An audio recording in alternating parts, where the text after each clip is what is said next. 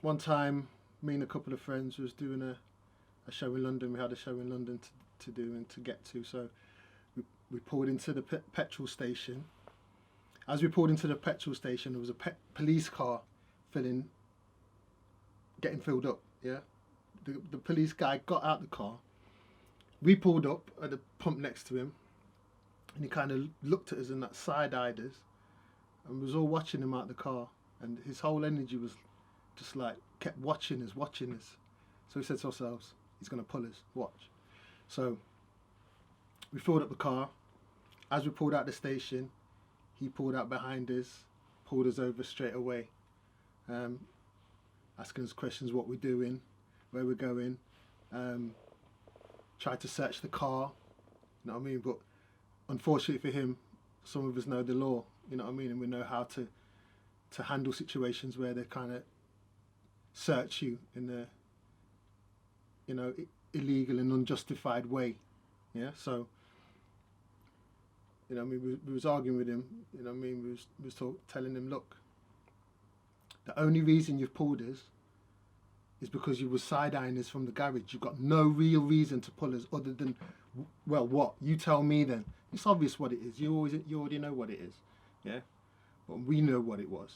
But it was his whole energy from the time when he saw us in the petrol station to pulling us over. And what was his excuse? Yeah, he was searching us for drugs. That's another favourite of theirs. You know what I mean? So it was like, okay, what reason do you have to believe we've got drugs? Says, oh, I just have a suspicion. Says, well, that's not enough. Blah, blah, blah. Anyway, in the end, obviously, there was no drugs to be found. You know what I mean? And we took his information and we went on our way. And that was about it.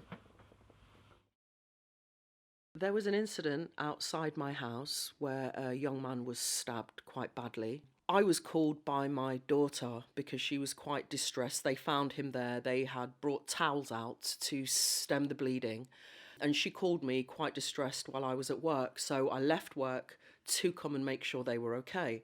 Now, what I noticed was the young boy's friend was across the road.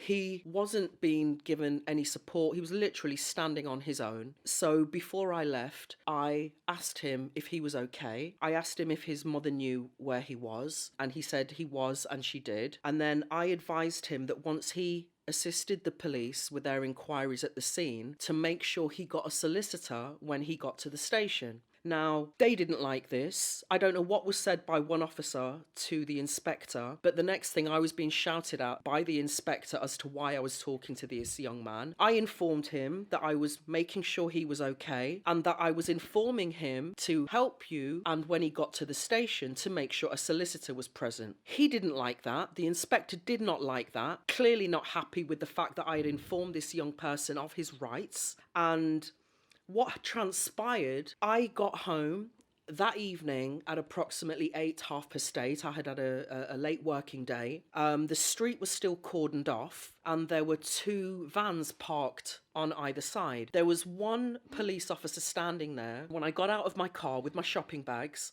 I asked him if it was okay for me to proceed to my house. He then spoke to somebody on the radio, and the next thing I knew, I was being surrounded by 6 or 7 police officers, clearly trying to intimidate me. One of them specifically asked me if I was the woman who had spoken to the young man earlier. I informed him that actually I was the mother of the children that stopped a man bleeding to death outside my house, and then I carried on walking to my home. And it was only afterwards when I thought about how disgusting their behaviour was. I'm a 49-year-old woman coming home from work with my shopping bags and 7 or 8 grown adults in trying to intimidate me have surrounded me in my street. I've never been so disgusted with Leicestershire police in all my life. Okay, so the first time I got stopped was when I was about 12 years old. And I was just going to shop for my mum, just local chip shop. And then what happened was I was coming back from the shop and a policeman in a car stopped me and he said, "Oh, what are you doing at this time at night?" And I was just thinking, why is he asking me this? But I was just like, I'm just going to shop for my mum, and I held up my bag. Obviously the first time I'd ever been stopped. And then he was just like, "Okay, stay out of trouble." I was thinking, what makes you think I'm going to be in any sort of trouble just going to shop for my mum? Really? So that was the first time. Then the second time, it was quite recently. It was about 2 years ago, probably 2 years ago. I was biking home from Abbey Park. It was about 7 p.m. It wasn't actually that dark. And I got flashed down by the police. And obviously I stopped for them. And they said, oh, there's been a series of thefts in the area. So can you prove to me that this bike is yours? So obviously I just kind of undid the chain for them so they knew it was mine. And then afterwards they just said, yeah, okay. And they left. But at the end, I just kind of felt like they were treating me like some sort of crook or something. But I guess that's how it is. I'm 16, I'm a college student, and I box and I run every day. And on one occasion, I was stopped for whatever reason. The police officer had to stop me and asking me all sorts of questions. I complied, I spoke to him respectfully, and then he let me go. He did follow me, which I don't know why he did, because, we complied, and, I was honest with him, and I did go to, the running track. But he did sort of follow me, and he stayed there for around 5 to 10 minutes, just looking at me, which made me kind of feel uneasy. Yeah, so I was actually stopped by the police on 2 actual separate occasions. We were cycling down Saffron Lane, and what happened was I actually saw a riot van approaching in a distance, and for some reason it's like I had a feeling in me that we're gonna get stopped. And what do you know? Before you know it, they did a U-turn and they pulled over. Not to say that they mishandled or mistreated us in the situation, but I felt like we were purely just being profiled for the colour of our skins, and what their excuse was as to why they pulled us over was apparently we matched a description of an incident that happened earlier on in the day. Now, do I think that's true? No. But would I ever know? No. I didn't know my rights at the time, no, or anything like that. So I guess I just went ahead because I knew I had nothing to hide, and just let the situation play out. I would say it was possibly later on in that week where the second incident happened. And at this time, it was probably myself and 2 other friends.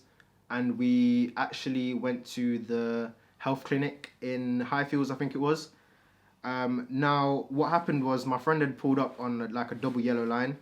However, he remained in the car. And even though that's not really a police matter, that's not something that a police would stop to say or pick on someone about. However, I felt like they saw that as a reason to then stop to have a chat.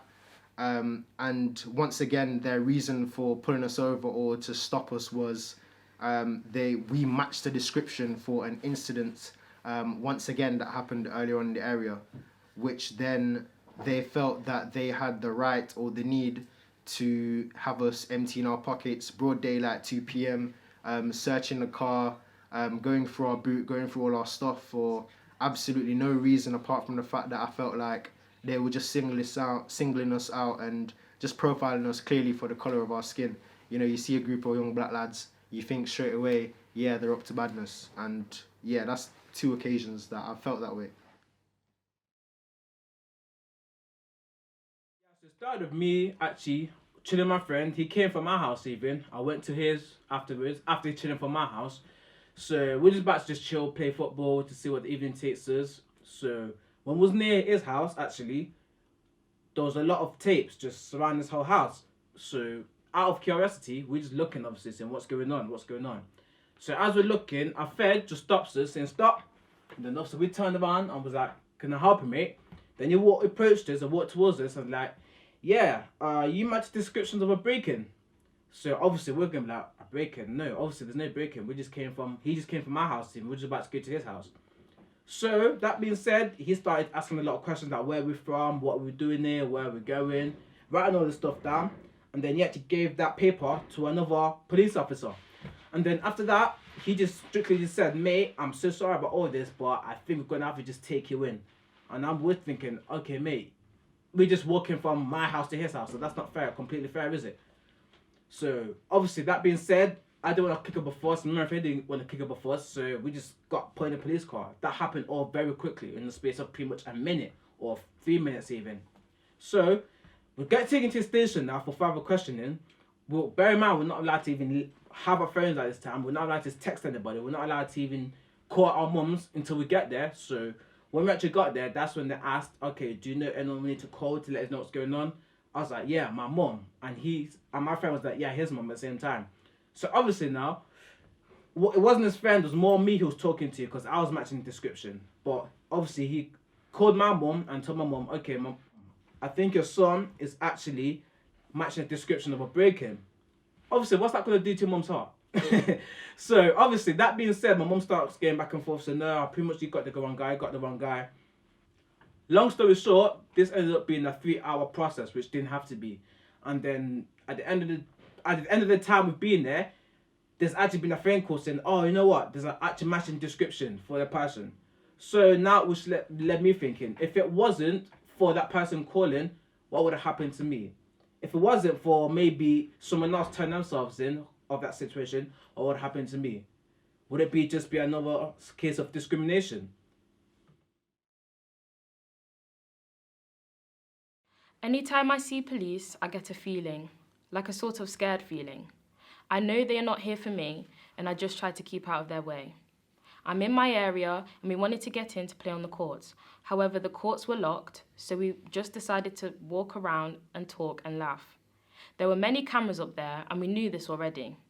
As we are standing, we see the police spot us in their car.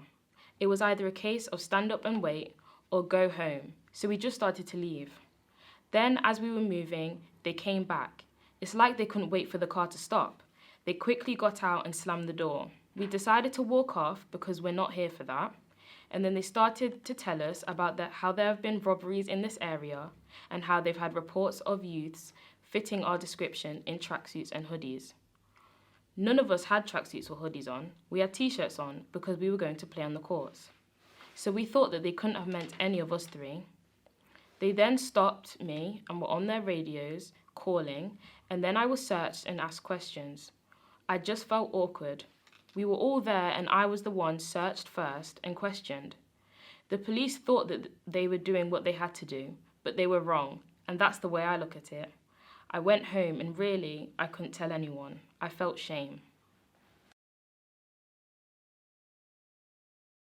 My friend was about to get jumped by some girls, and I felt I had no choice but to back her up so that she wouldn't have been alone. The police were already there because the city centre is always full of kids who come into town after school, as we always do, to catch up and to have a laugh before they catch the bus to go home. So there was already a big crowd and the police were there too. Everyone could see them watching us, but at that time nothing was happening. We were all just there outside McDonald's. As the fight started, the police grabbed me, but I didn't know it was the police, so I tried to get myself out of the hold. They took that as if I was trying to assault the police, but I wasn't. I thought it was someone else coming into the fight and I was trying not to get hurt. Next thing I know, I was on the floor being tasered.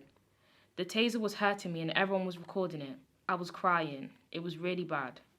It was proper painful and it felt like it was going on and on. After that, I was arrested and taken in the holding cell. I don't know what happened to the other girls. I was in the cells now, screaming and crying. I wanted to be let out, but they didn't let me out. They offered me pot noodle, but I couldn't eat it. I was scared of what was going to happen and a bit shaky because of being tasered. I just wanted to get home. They were so quick to arrest me and I was 14 at the time. I was always out on the streets, not going home, but it was the fight that got me arrested. None of the other girls got arrested or tasered. I feel that if we were older, something would have happened and people would have got together. But I was embarrassed. Everyone thought I had stolen something, but I didn't. It was because of the fight.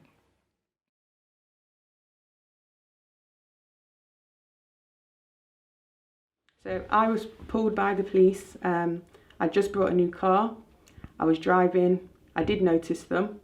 I did instantly think, oh, here we go. I drove for about 5 other minutes and I was blue lighted to pull over. And for some reason, I did feel anxious even though I knew I'd done nothing wrong. They came and spoke to me, asked me why I've got this car, where I've got this car from, who it belongs to. I kind of said to them, well, you've got the system, check it. All the checks was done. I didn't think they was happy with that, just by the way they was talking to me after. I felt like they was trying to get me to be a bit aggressive with them, which I didn't. They sent me on my way. I carried on driving. They still followed me actually for, I'd say, another 10 minutes. I actually I didn't feel scared, I felt anxious. But then when I got to my destination, it was kind of like, oh, it's just normal.